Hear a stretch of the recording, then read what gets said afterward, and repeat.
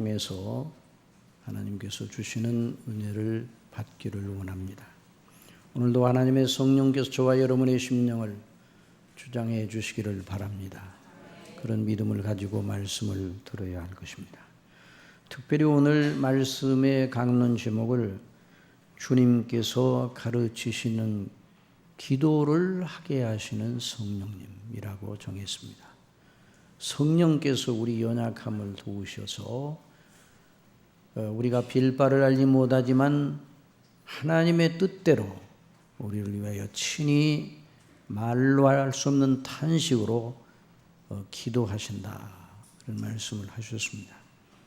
우리가 여러 시간에 걸쳐서 지적하는 것처럼 그 말씀은 우리는 가만히 놔두시고 성령께서만 기도하신다, 그런 것은 아니고 우리의 심령에 기도할 수 있는 지각과 총명과 그 마음을 주셔서 하나님이 기뻐하시는 기도, 하나님의 뜻대로 하는 기도를 드리게 하신다. 그래서 우리가 그렇게 기도를 드리면 우리가 드리는 것이지만은 그 기도는 성령께서 친히 우리를 위해서 간구하시는 것과 같은 이런 실질적인 내용을 가지고 있다, 그렇게 말씀을 드렸습니다.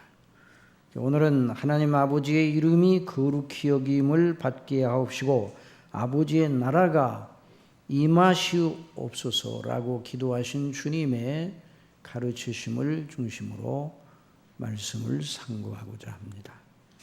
나라에 임하옵시고, 우리 성경에는 그렇게 번역이 되어 있는데 누구 나라가 임하기를 원하는가? 아버지의 나라가 임하기를 원합니다. 우리가 지난 시간에는 아버지의 이름이 거룩히 여김을 받으옵시고, 아버지의 이름이 우리를 포함해서 온 땅에 있는 모든 족속들, 심지어 하나님을 대적하는 악한 영의 세력들까지도 아버지의 이름에 무릎을 꿇고 입을 닫고 하나님의 위대하심을 인정하지 않을 수 없도록까지 되게 하여 주시기 바랍니다, 그런 뜻입니다. 그러면 우리가 그 기도를 드리면서 하나님의 기뻐하시는 바가 무엇인가를 마음으로 생각하지 않을 수 없고 그런 은택을 내려주시는 것입니다. 정말 우리 영생을 얻은 하나님의 사람들은 생명을 가지고 있기 때문에, 여러분 생명을 가지고 있으면 그 생명의 특징은 반응을 나타내는 겁니다. 반응. 자, 하나님께 대한 반응을 나타내는 사람이 누군가? 구원받은 사람들입니다. 성령님으로 말미암아 거듭나서 사망의 깊은 잠을 깨어나 하나님이 살아계신 것과 자신이 누구인가를 비로소 알게 되고, 그래서 자신이 하나님의 진노 아래에 있는 죄인이라는 것을 깨닫고 예수님 외에는 구원의 일이 없다는 사실을 절대적으로 아는 지식에 이르게 되어서 그 사람이 생명의 반응을 하게 됩니다. 이것이 회개와 믿음입니다. 그래서 그 회개와 믿음 속에서 하나님의 말씀인 성령을, 하나님의 말씀을 듣고 그 말씀대로 살기를 바라고 그 말씀대로 살기 위해서 필요한 은혜를 구하는데 바로 기도가 그 은혜를 받는 은혜의 통로입니다. 하나님께서 지정하신 은혜의 통로입니다. 자, 그래서 영생 얻은 하나님의 사람들은 하나님과 교제를 하는 그 특성을 가지고 있어요. 살아계신 성삼위 하나님을 절대로 의존하고 항상 성삼위 하나님과 교제하기를 원하고 그렇게 교제하지 않을 수가 없어요. 영생은 참 유일하신 하나님과 그 보내신 자 예수 그리스도를 아는 것이니라. 안다는 건 깊고 신비로운 교제를 나타내는 표현입니다. 그래서 성경에 하나님을 믿은 아브라함을 가리켜 누구라고 하였습니까? 야고보서 2장 23절에 이에 경에 이른 바 아브라함이 하나님을 믿으니 이것을 의로 여기셨다는 말씀이 응하였고 그는 하나님의 벗이라. 누구라고요? 하나님의 벗, 하나님의 친구라. 이 친구로 아브라함을 받아주셨다. 그 말은 교제의 대상으로 삼으셨다는 말이죠. 하나님께서 우리를 그리스도 안에서 자녀로 삼으시고 또 교제의 대상으로 삼으셨습니다. 자, 하나님과 우리 사이의 교제, 참 이처럼 신비로운 것이 어디 있습니까? 성삼위 하나님과의 교제는 어떤 교제보다도 영광스럽고 아주 독특하고 고유한 성격을 가지고 있습니다. 여러분, 사람들끼리의 교제, 또 이제 동년배끼리의 교제, 이 친구 사이의 교제는 아주 스스럼 없이 진행되죠. 그저 그 친구를 만나서 접근하기 위해서 여러 가지 형식이나 의례나 의식이 필요 없이 바로 친구와 접근할 수 있습니다. 그리고 친구의 어깨를 두드리고 그 마음에 있는 것을 바로바로 나타내고 그래서 이런 교제가 이루어집니다. 그러나 여러분, 사람 사이의 교제가 이 친구 사이에는 이런데, 자, 사람 사이의 교제도 친밀한 관계에 있다 할지라도 주의와 품격의 차이가 나면 예의와 형식을 갖추어야 됩니다. 그것이 없으면 원활한 교제가 이루어지지 않습니다. 무례한 언동을 서슴없이 보이는 사람하고는 교제하고 싶은 생각이 없어지게 되죠. 그래서 교제를 막아버리는 것입니다. 그런데 살아계신 하나님, 지존하신 하나님과의 교제는 얼마나 더 그러하겠습니까? 자, 우리가 이 기도가 지존하신 하나님과의 교제의 중요한 요소란 말이에요.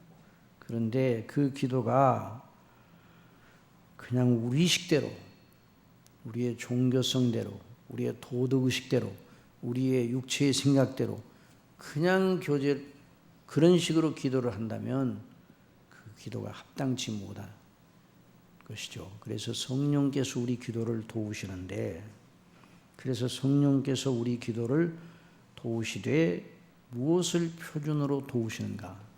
바로 지난번에 우리가 배운 것처럼 성경에 기록된 여러 기도문들이 많습니다.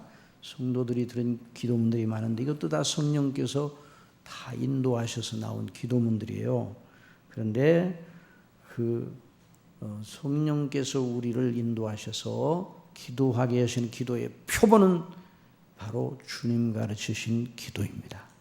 그래서 그 속에 성경에 나오는 모든 기도의 내용이 그 주님 가르친 기도 속에 다 응축시킬 수가 있다, 이렇게 말할 수 있어요. 그래서 우리가 그것을 생각하면서 우리 하나님 앞에 기도하기를 원해야 됩니다. 정말 우리 식대로 하면 안 됩니다. 그래서 기도가 그렇게 쉽지 않은 것이죠. 자, 기도도 하나님과의 교제의 중요한 요소이기는 하지만 더 넓은 의미에서 하나님의 교제의 시작은 뭐로부터 진행됩니까? 예배로부터 진행이 됩니다. 예배가 하나님과 교제의 시작이고 그 예배 연장선 속에서 연장선상의 모든 우리의 경건 생활 전체가 들어있다, 이렇게 말할 수 있어요. 그래서 말씀과 기도, 찬미, 감사, 이런 모든 요소, 이것이 바로 예배의 요소인데요. 그러니까 하나님께 예배하는 참된 예배가 무엇인가? 이 구약 시대에는 하나님께 예배를 드리되 제사를 그 예배의 중심에다 놓으셨습니다. 하나님께서, 우리 예수님께서 오셔서 친히 희생 제물이 되시기 전에 구약의 제사 제도를 통해서 그것을 예표해 주셨죠. 그런데 구약 시대에 그 규례대로 하나님 앞에 기도 드려야 되는데 그러지 못할 때 하나님께서 엄히 진노하신 그런 경우들이 여러 번 있었습니다. 아론의 아들들 나답과 아비후가 시내 광야에서 그 하나님이 주신 거룩한 규례를 무시하고 하나님 앞에 제사를 드릴 때 어떻게 하였는가? 자, 레위기 10장에 보면 아론의 아들 나답과 아비후가 각기 향로를 가져다가 여호와의 명하시지 않은 다른 불을 담아 여호와 앞에 분향하였더니 불이 여호와 앞에서 나와 그들을 삼킴에 그들이 여호와 앞에서 죽은지라. 자, 이 불행한 일이 일어났어요. 자, 하나님께서 명하지 아니하신 다른 불이라. 그래서 다른 불.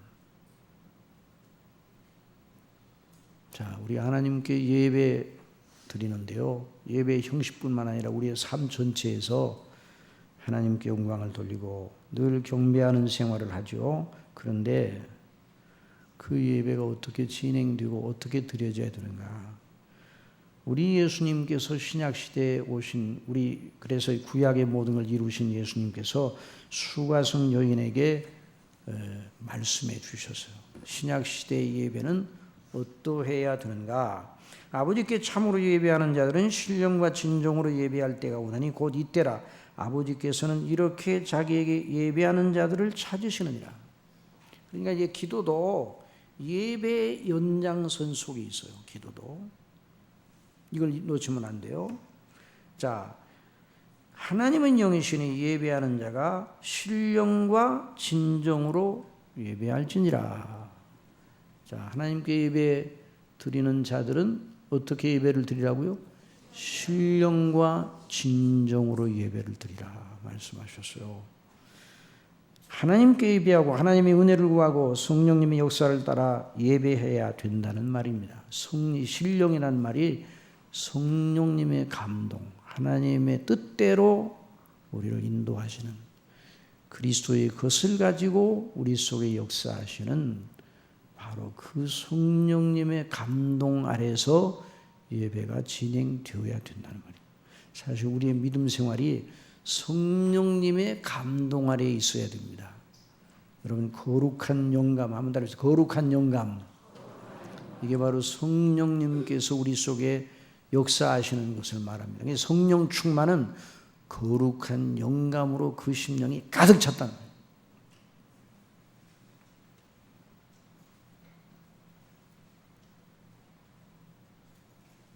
진정은 무엇인가? 진리의 말씀을 말합니다. 성령께서 진리의 말씀을 따라 예배하는 자들을 주장하시는 것이죠. 진리의 말씀, 곧 아버지의 말씀, 예수 그리스도의 복음, 진리의 영 되신 성령께서 그 말씀을 따라 주장하시는데 그 말씀의 중심은 무엇입니까? 그리스도 예수님 안에서 그 피로 당신의 택한 백성들을 구원하시는 복음의 말씀, 복음이 곧 하나님의 말씀. 너희가 거듭난 것이 썩어질 씨로 된 것이 아니라 썩지 아니할 씨로 되었으니 곧 항상 살아있는 하나님의 말씀으로 되었다. 그리고 항상 살아있는 하나님의 말씀이 무엇인가? 베드로 사도는 우리가 너희에게 전해준 복음, 그것이 바로 말씀이니라. 그래서 예배의 가장 중요한 요소가 뭔가? 그리스도의 피의 복음, 그리스도의 피의 효력 안에서 성령님의 감동하심을 따라 말씀을 따라 우리 아버지를 경배해야 된다는 말입니다. 그러니까 그냥 종교성만 가지고 경배하면 안 된다는 거예요. 하나님의 말씀을 따라 성령의 감동하심을 따라 그리스도의 피의 효력 안에서 우리 아버지를 영화롭게 할 때 그 예배를 받아주시는 거예요. 그것이 없이 그냥 예배 드리는 건 다른 물로 제사를 드리는 것과 똑같은 것이죠. 그래서 거기에 하나님께 경배하고 찬미하고 감사하고 기도하고 말씀을 듣고 하는 모든 것이 다 포함되어 있는 것입니다. 정말 하나님을 높이고 경배하시기 바랍니다. 참 우리는요, 이 땅에 있을 때 언제가 가장 평안하고 언제가 가장 행복한 순간인가? 다른 모든 걸 생각하지 아니하고 성부와 성자와 성령 성삼위 하나님과 그 행사와 그 이름을 기억할 때에 행복합니다. 여러분 믿습니까? 이것이 무엇인지 아십니까? 다른 모든 것, 우리를 괴롭히는 여러 가지 문제들이 있어요. 우리가 감당해야 될 여러 숙제들이 있어요. 그래서 우리의 마음을 막 짓누르고 압박하고 답답하고, 그래서 어쩔 줄 모르게 만드는 그런 여러 가지 요소들이 없지 않아 있습니다. 그럼에도 불구하고 그런 가운데서도 우리의 심령을 상쾌하게 하는 건 하나님을 예배하는 겁니다. 하나님의 이름을 기억하는 겁니다. 그래서 아버지의 이름이 거룩히 여김을 받으셨고, 아버지의 이름은 바로 아버지의 됨됨이와 아버지 하나님의 그 속성, 성품, 그 행하신 일, 그 뜻을 따라 이루신 일, 그리고 앞으로도 이루실 일, 이것이 저와 여러분이 세상에 살아가면서 마셔야 할 생수예요. 아버지의 뜻이 무엇인가? 그리스도를 통해서 저와 여러분을 구원하시고 그 뜻을 따라 저와 여러분을 하나님의 나라의 영원한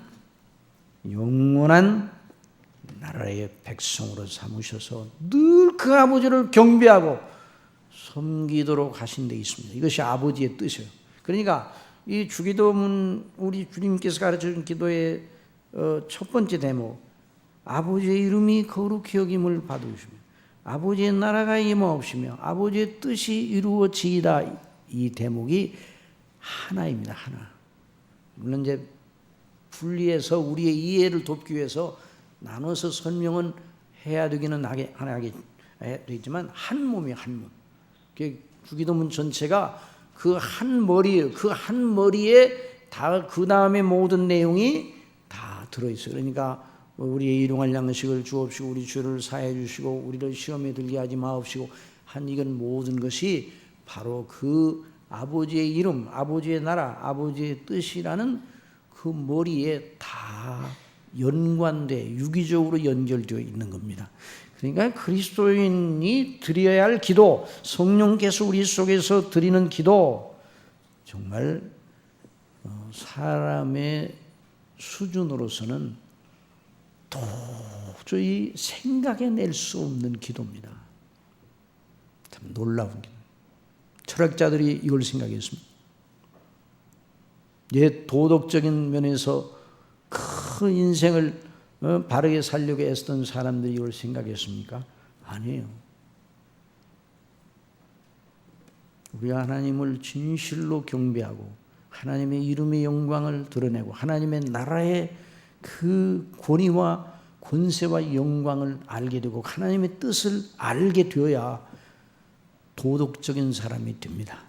여러분 믿습니까? 그냥 도덕은 땅의 수준이에요. 그래서 이런 기도가 하나님의 놀라운 보좌에까지 올라가는 기도라는 말이죠. 그러니까 기도는 이렇게 생각합니다. 아버지의 말씀을 따라 하나님을 아는 지식을 가지고 그리스도의 이름을 가지고 소원을 아뢰는 것인데, 그 기도는 언뜻 우리의 영혼의 유익만을 위하여 드리는 것 같이 보이지만은 그 기도는 우리가 하나님의 은혜를 받게 허락하신 영광스러운 통로임에는 분명하지만 그 기도를 통해서 하나님이 일하십니다. 기도를 통해 하나님이 일하십니다. 기도를 통해 하나님의 나라를 이루십니다. 기도를 통해 하나님의 뜻이 이루어지게 하십니다. 성도의 기도가 그러므로 역사를 움직이는 힘이 되는 것입니다. 역사는 하나님이 움직이십니다. 그런데 성도의 기도 응답의 형식으로 이어지는 것입니다. 그러므로 기도하는 부모를 가진 자녀는 망하지 않는다. 기도하는 백성이 있는 나라는 망하지 않습니다. 여러분, 우리나라의 모든 상황이 어렵고 힘들더라도 성도들이 깨어 주님의 이름으로 아버지의 영광을 위해 기도하는 한 하나님께서 그 기도하는 그 나라를 무너뜨리실 리가 없습니다. 기도하시기 바랍니다. 그러니까 기도는 우리의 영혼의 유익, 하나님과 교제하는 것이고, 그래서 우리가 은혜를 받는, 우리 편에서 보면 그런데 기도는 하나님의 일하시는 통로, 아버지의 그 뜻이 이루어지는 통로예요. 에베소 2장 10절에 보면 우리는 그의 만드신 바라 그리스도 예수 안에서 선한 일을 위하여 지으심을 받은 자니, 하나님이 기뻐하시는 선한 일을 위하여 우리를 지으셨다고 말씀했습니다. 이 일은 하나님이 전에 예비하사 우리로 그 가운데서 행하게 하려 하십니다. 우리를 구원하셨는데 왜 구원하셨는가? 우리를 하나님의 선하신 일을 하는 일꾼들로 세우시기 위해서. 그러므로 우리 기도는 우리가 은혜를 받는 통로이며, 또 하나님께서 당신의 일을 이루시는 거룩한 통로가 되는, 우리의 기도를 통해 아버지의 이름이 거룩히 여김을 받게 되기 때문에 우리 예수님께서 그렇게 기도하라고 가르쳐 주신 거예요.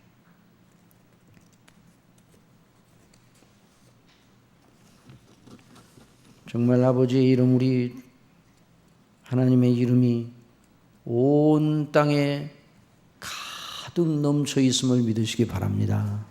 온 우주 전체가 하나님의 이름의 영광을 나타냅니다. 그런데 인생들은 하나님의 영광을 모릅니다.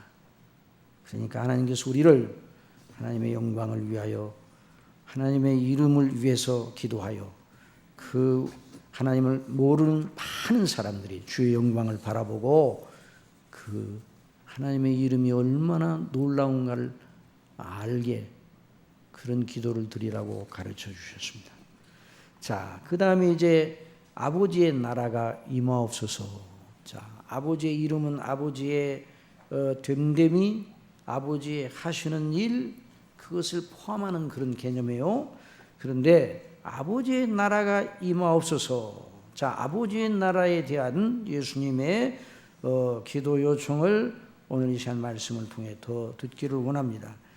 자, 나라가 임하옵시며, 나라에 임하옵시며 하는 이런 한글 성경의 표현은 아버지의 나라가 임하옵소서, 이렇게 풀어서 말할 수 있어요. 자, 아버지의 나라가 오소서. 영어로는 Your kingdom come, Your kingdom come. 아버지의 나라가 임하시옵소서, 그런 말이에요. 자, 아버지의 나라가 온다, 아버지의 나라가 임한다, 이 말이 무슨 뜻인가? 오늘 이 시간 분명히 이걸 알고 우리가 하나님 앞에 이런 기도를 드려야 됩니다. 이게 바로 성령께서 우리 속에 역사하셔서 그 기도를 하게 하시는 것이죠. 자, 먼저 이 아버지의 나라가 임하옵소서라는 이 말씀을 들을 때 언뜻 우리의 마음속에 의문이 생길 수가 있어요. 아버지께서 통치하지 않으시는가? 지금도 아버지께서 통치하시는데, 참새한 마리도 우리의 머리카락 하나도 다 세실 정도로 세심하게 모든 걸 주장하시는데, 나라가 임한다, 아버지의 나라가 임한다, 이 개념이 혼동이 될 수가 있어요. 자, 나라가 임한다는 말은 없던 것이 들어온다는 개념이에요. 하나님의 나라가 임한다 그 말은 하나님의 나라가 아니었어요, 거기는. 그런데 하나님의 나라가 임하였다, 하나님의 없던 것이 들어왔다 그 말이에요. 또 임한다는 그 말은 위로부터 내려왔다는 개념이에요. 하나님의 나라가 위로부터 내려와서 천국, 하늘로부터 온 나라예요. 하늘로부터 온 나라라는 뜻이 그 속에 들어있는 하늘나라. 물론 우리가 가서 나중에 아버지와 함께 그 아버지의 집에서 거하는 것이 하늘나라죠. 그런데 이 땅에서의 하나님 나라는 하늘로부터 임한 나라예요. 우리 예수님이 이 땅에 오실 때 하늘나라, 하늘에서 나라를 끌고 오셨다, 이렇게 말해요. 하나님 나라를 임하게 하셨다. 그렇게 말할 수 있어요. 자, 그러면 이 개념을 우리가 잘 생각을 해야 됩니다. 이 개념이 쉬운 것 같으면서도 조금 어렵습니다. 그러니 잘 여러분 이 말씀을 청종해 주시기 바랍니다. 자, 이미 하나님께서는 왕으로서 통치하고 계시지 않는가 하는 이런 의문에 대하여 어떻게 우리가 하나님 나라와 구분하여 생각할 수가 있는가? 지금 현재 하나님께서 하늘에 있는 보좌에 앉으시어 만유를 통치하십니다. 시편 103편 19절에 보면 여호와께서 그 보좌를 하늘에 세우시고 그 정권으로 만유를 통치하신다. 그래서 지금 현재 하나님께서 하늘의 정권을 세우시고 만유를 통치하십니다. 여러분 믿습니까? 태풍이 일어나고 안 일어나는 것도 누가 명령에 따라서 아버지의 명령에 따라 태풍이 일어나고 아버지의 명령에 따라 태풍이 잦아드는 거예요. 비도 누가 오게 하시는 거예요? 하나님이 오게 하시는 거예요. 모든 만상이 다 그렇습니다. 잠시한 땅에 떨어지는 것도 아버지의 허락이 없이는 되지 않는다고 말씀했습니다. 그러니까 어느 것 한 가지도 아버지가 모르시는 가운데 일어나는 일은 하나도 없습니다. 이 우주 내 하나님의 지으신 천지 우주 내.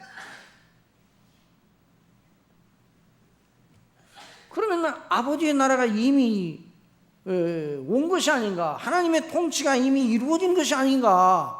근데 왜 아버지의 나라가 없던 나라가 다시 오는 것처럼 말씀하셨는가?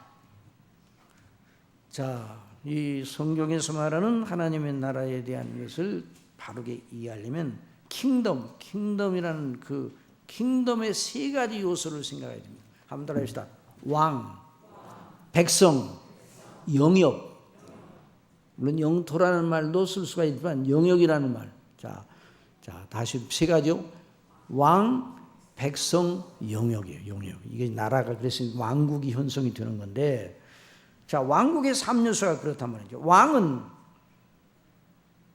바르게 통치하는 것이 왕의 임무죠. 의와 공평을 가지고. 그리고 두 번째, 백성은 그 왕의 통치에 기꺼이 복종하는 백성들이 있을 때 그 왕국이 참된 왕국이 되는 것이죠. 그리고 그 왕의 통치가 미치는 영역, 요 세 가지를 나누어서 생각해 보면 이제 하나하나 이제 이렇게 구분해 보면 왜 하나님의 나라가 임하게 하옵소서라고 기도해야 될 이유를 알게 됩니다. 창조주만 하나님께서 통치자로 계십니다. 그러니 3요소 중 1항은 만족해 보입니다. 1항은 하나님의 통치가 미치지 아니하는 것이 하나도 없어요. 별들 가운데 거한다 할지라도, 그래서 내가 새벽 날개를 타고 별들 가운데 거한다 할지라도 하나님께서 거기 계십니다. 하나님께서 아니 계신 것이 없습니다. 그러니까 모든 통치가 다 미치는 것이죠. 1항은 만족됐어요. 그런데 2항이 문제예요. 2항이 뭐예요? 바로 백성들인데, 2항을 생각해 보면 하나님의 통치에 대한 백성들, 일반 백성들의 태도는 어떤가? 하나님께서 주시는 모든 것을 다 누리면서도 사람들 거의가 하나님이 없다. 하나님이 주시는 것을 누리고 하나님이 지으셔서 생명 있고 호흡을 하고, 그런데도 하나님이 없다. 하나님이 주시는 걸 계속 들이마시고 있어. 그러면서 하나님 없다. 그러면서 악을 행하고 하나님을 거역하는 죄를 계속 짓습니다. 그러니까 이 양을 보면 하나님의 통치가 미치는 전체 영역을 하나님의 나라라고는 할 수가 없다는 것을 알게 됩니다. 하나님을 경외하고 하나님께 기꺼이 복종하는 백성은 오늘날 전체 인구에 비하면 아주 극소수입니다. 진실로 하나님을 경배하는 사람들의 수를, 진실로 하나님의 통치에 복종하고 즐거워 그 하나님의 그 다스림에, 그 하나님의 왕 되심을 인하여 기뻐하는 사람들이 얼마나 많을까? 아주 전 인류 70억의 인류라면 그래서 얼마나 될까요?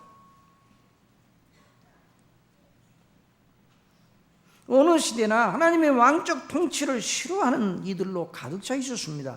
하나님 필요 없다. 하나님이 없어도 된다. 뭐 이런 식이에요. 아예 하나님께 대한 생각 자체를 싫어합니다. 그래서 일반인들이 믿지 않은 사람들이 제일 불쾌한 사람들이 누군가, 만나면 예수님 믿으라고 하고 만나면 교회 가자고 하는 사람들이 불쾌하더라고요. 그래서 저기 가다가 저 사람 만난다 그러면 아이고 또 얘기하겠지. 본성적으로 불쾌해요. 자, 예수님 믿고 구원받으세요. 지옥에 갈 수밖에 없어요. 우리 모두는 예수님 안 믿으면, 이렇게 말하면 굉장히 불쾌하고, 당신 예수님 안 믿으면 지옥에 갑니다 그러면요 아주 하루 종일 기분 나쁘거든요.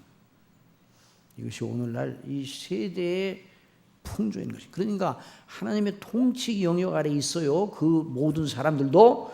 그러니까 거기가 하나님의 나라입니까? 나라가 아닙니까?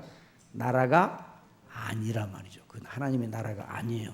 하나님의 통치 아래 있습니까? 없습니까? 모든 만상이 통치 아래 있습니다. 그런데 다 하나님의 통치 아래 있고 하나님의 그 간섭이 미치지 않은 것이 없습니다.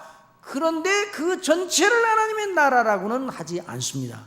왜냐하면 하나님의 나라는 하나님의 왕적인 통치에 기꺼이 복종하고 즐거워하는 사람들을 백성으로 삼기 때문이에요.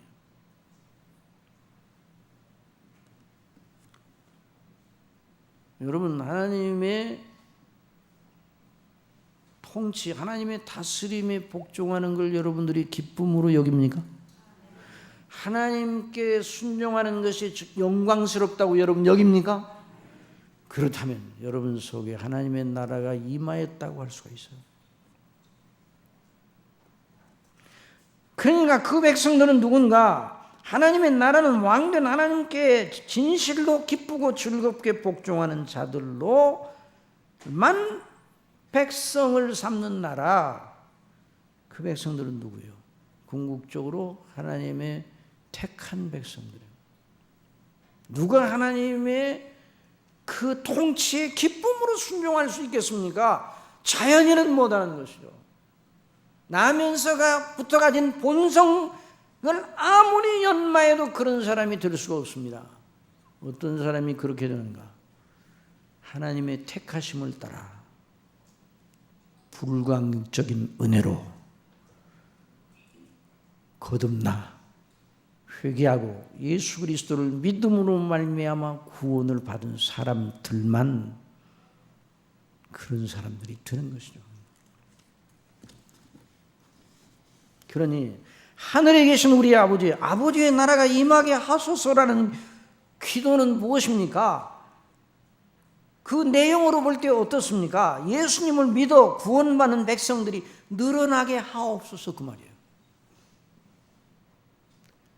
여러분, 저와 여러분이 하나님 아버지의 나라가 임하옵소서, 하나님 아버지의 나라가 임하옵소서라고 기도하는 사람은 이미 하나님의 나라가 그 심령 속에 임한 사람이에요. 하나님의 나라의 영광을 아는 사람이에요. 구원받은 사람은 하나님 나라가 임한 사람이에요. 이제 하나님의 나라가 임하옵소서라고 기도하는 사람은 제가 하나님의 놀라운 사랑과 긍휼을 받아 예수님을 믿고 구원받았으니 다른 사람도 그렇게 되게 하여 주옵소서라고 기도하는 사람.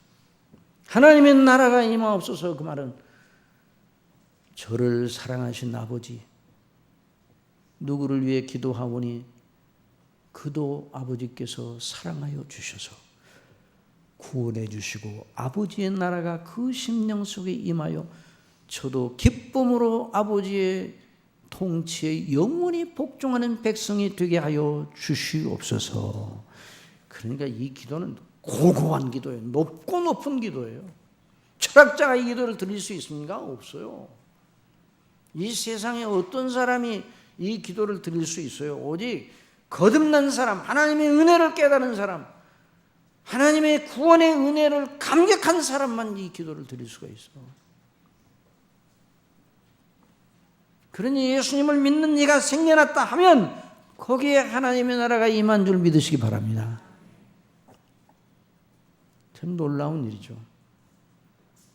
누가복음 6장 20절에 예수께서 눈을 들어 제자들을 보시고 가라사대 가난한 자는 복이 있나니 하나님의 나라가 너희 것이며 그런 말씀이죠. 이제 줄인 자는 복이 있나니 너희가 배부름을 얻을 것이요 이제 우는 자는 복이 있나니 너희가 웃을 것이며 인자를 인하여 사람들이 너희를 미워하며 멀리하고 욕하고 너희 이름을 악하다 하여 버릴 때에는 너희에게 복이 있도다. 가난한 자는 복이 있나니 하나님의 나라가 너희 것이며, 여기서 말하는 가난은 물질적 가난을 말하는 것이 아닙니다. 가난한 자에게 복음이 전파된다, 이 물질적 가난을 말하는 것이 아니라 심령이 가난한 자를 말합니다. 한번 더 심령이 가난한 자는 복이 있나니 천국이 저희 것입니다. 이 사람은 누군가 거듭난 사람을 두고 하는 소리. 사람이 거듭나면 자기가 죄인인 줄을 비로소 깨닫게 되고 자기 스스로는 지옥에 갈 수밖에 없구나. 하나님의 긍휼이 아니고는 나는 아무것도 아니로구나. 내가 아버지 앞에 제출할 것이 하나도 없구나. 나는 빈털털이 정말 나는 완전 절대적으로 가난한 자구나. 하나님 앞에 큰일 났다. 이게 각성을 받는 거예요. 그러므로 예수 그리스도의 십자가의 대속의 은혜는 그 사람에게 있어서 선택 사양이 아닙니다. 옵션이 아니에요. 그 사람. 사랑하시는 성도 여러분, 그리스도의 피가 여러분에게 옵션입니까? 옵션이 아닙니까? 필수입니까? 선택입니까? 어느 정도 필수예요? 절대적인 필수예요. 이 생명 다하여, 이 목숨 다하여 그리스도의 대속의 은혜를 믿는, 의존하는 그거에 우리 전체가 들어있다고 생각하는. 그러니까 이 거듭난 사람만 하나님의 나라의 영광에 들어오게 됩니다. 그러므로 진실로 너희에게 이르노니 사람이 거듭나지 아니하면 하나님 나라를 볼 수 없느니라. 예수님 말씀하셨어요. 물과 성령으로 나지 아니하는 자는 하나님 나라에 들어갈 수 없느니라. 거듭나지 아니하면 구원받을 만한 믿음을 가질 수 없다. 믿음을 사람이 만들어낼 수가 없어요. 설교를 잘하여 설득력 있게 설교하면 그 사람이 거듭나는가? 사람이 잘 지혜롭게 말하면 그 사람이 믿음이 생겨난가? 아닙니다. 오직 하나, 성령께서 역사하셔야, 거듭나게 하셔야 믿음이 생깁니다.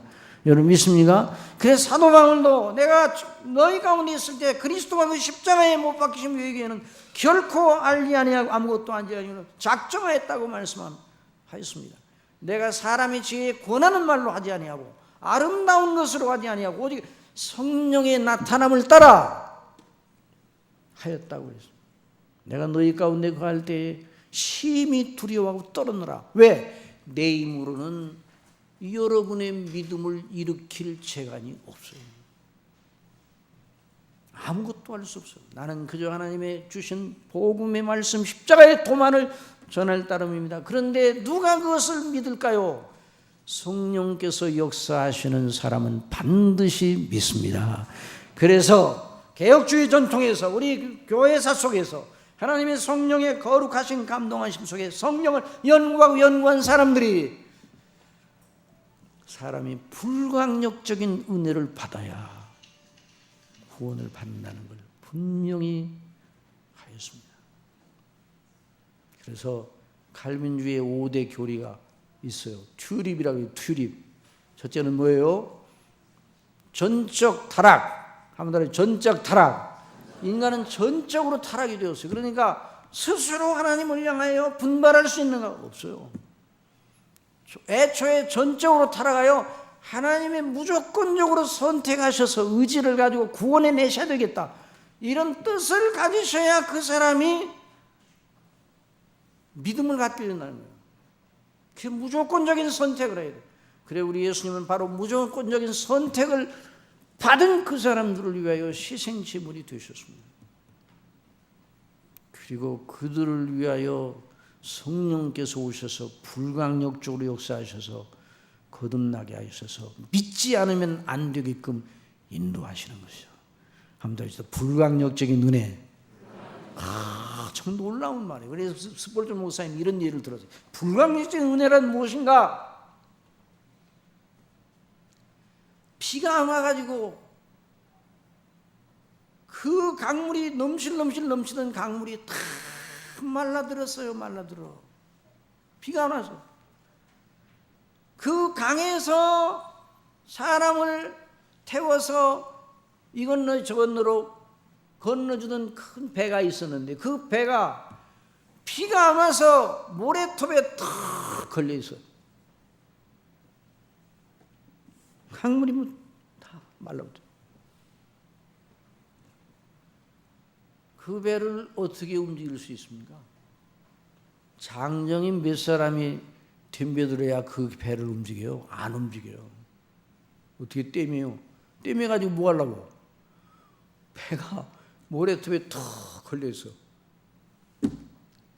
그런데 하나님께서 비를 명하여 홍수가 넘치도록, 홍수가 나서 넘치도록 강물이 확 차오르고 넘실넘실해서 그 제방이 넘치는 정도로 물이 차올랐어. 그럼 배가 어떻게 됩니까? 배가 아까라면 안 되죠. 어제 모래톱에 있던 배가 나는 꼼짝 안 할 거야. 그럽니까? 어떻게 돼요? 배가 두둥실 뜨게 되죠. 운행하게 된다. 이게 불강력적인 은은 이와 같다. 스폴전 목사님이 그렇게 예를 들었어요. 그러니까 하나님의 나라는 바로 그런 사람들로 불강력적인 은혜로 예수님 외에는 구원받을 만한 이름을 천하에 주신 일이 없다는 걸 확실히 믿고 예수님의 피가 나의 죄를 다 씻고 예수님의 의로 나를 하나님께서 전가시켜 그 의를 내게로 전가시켜 주셔서 그 의를 내 것으로 여겨주셔서 의롭다 하신 하나님의 놀라우신 은혜 외에는 나의 자랑할 것이 없고 나의 소망이 없다. 그리고 나는 사나 죽으나 아버지의 것으로 아버지께 복종하면서 사는 것이 나의 최고의 삶이다. 이런 생각을 하게 되는데 이 사람 속에 하나님의 나라가 임한 것입니다. 그래서 삭개오가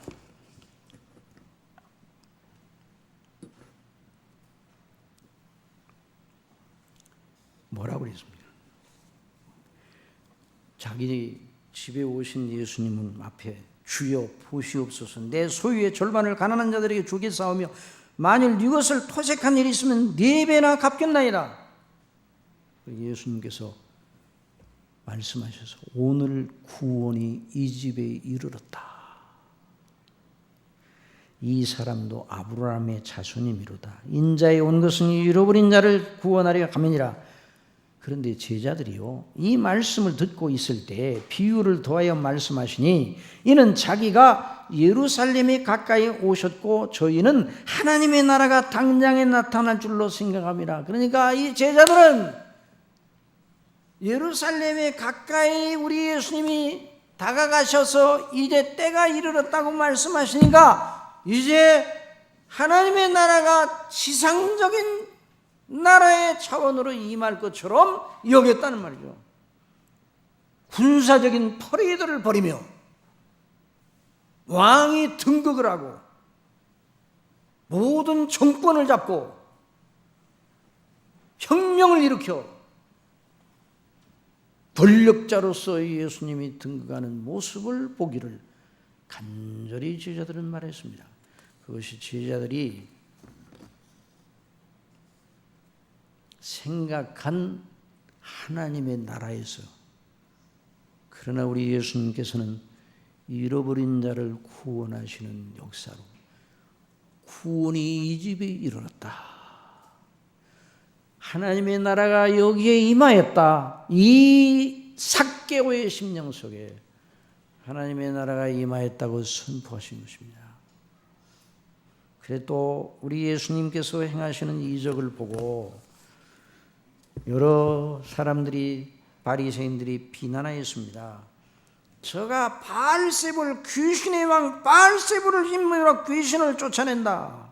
그때 우리 예수님께서 뭐라고 말씀하셨습니까? 사단이 만일 사단을 쫓아내면 스스로 분쟁하는 것이니 그리하고 왜 저희 나라가 어떻게 서겠느냐. 또 내가 바알세불을 힘입어 귀신을 쫓아내면 너희 아들들은 누구를 힘입어 쫓아내느냐. 그러므로 저희가 너희 재판관이 되리라. 그러나 내가 하나님의 성령을 힘입어 귀신을 쫓아내는 것이면 하나님의 나라가 뭐가요?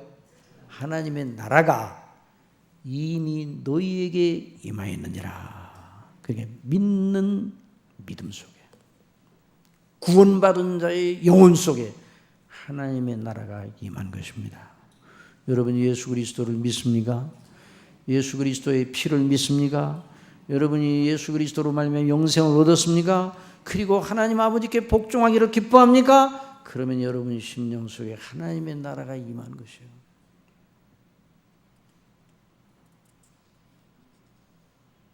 그래서 사도 바울은 우리로 하여금 빛 가운데 성도에게 볼 부분을 얻기에 합당하게 하신 아버지께 감사하게 하시기를 원하노라. 그가 우리를 흑암의 권세에서 건져내사 그의 사랑의 아들의 나라로 옮기셨으니 그 아들 안에서 우리가 구속 곧 죄 사함을 얻었도다. 우리가 예수님을 믿는 즉시 하나님의 나라로 옮겨진 겁니다. 하나님의 나라가 임한 것입니다. 예수님께서 다 이루었다 하셨을 때 저와 여러분을 향한 하나님의 뜻은 하나님의 나라의 백성이 되게 하시는 하나님의 뜻은 이루어진 것이나 마찬가지입니다.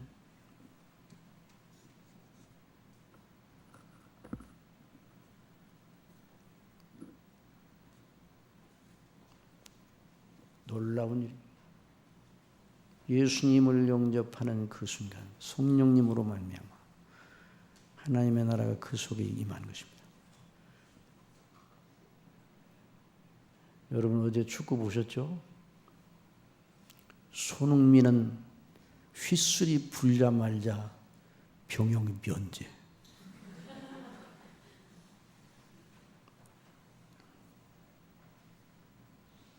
법이 무섭잖아요. 하나님의 법에 의하여 예수님을 영접하는 순간 흑암의 권세에서 지옥의 권세에서 영원한 아버지의 나라로 옮겨졌습니다. 그 사람이 하나님의 나라가 임하였습니다. 그러니까 하나님의 나라가 임하옵소서 하는 건 제게 임한 하나님의 나라가 다른 사람에게도 임하게 하여 주옵소서. 주님을 모르는 많은 사람들이 주님을 믿고 저와 똑같이 구원받아 하나님의 나라의 백성이 되게 해주시고 저 하나님을 대적하고 거역하는 그 사람도 하나님의 은혜를 받고 그리스도 안에서 하나님께 복종하는 것을 자기의 삶의 최고의 목표로 여기는 일이 있게 하옵소서. 그러니까 이 하나님 나라의 백성의 가장 큰 특징은 무엇인가? 하나님 아버지의 왕적 통치에 즐거이 복종하고 기쁨으로 헌신하는 것입니다. 이것이 저와 여러분 그리스도인의 영생 얻은 그리스도인의 최고의 행복입니다. 최고의 특권이에요. 아버지께 복종하다, 아버지의 뜻에 복종한다, 내가 아버지의 뜻을 섬긴다, 아버지의 그 이름과 그 영광을 위하여 내가 도구로 쓰임을 받는다. 이거보다 더 큰 것이 어디 있어요? 없어요.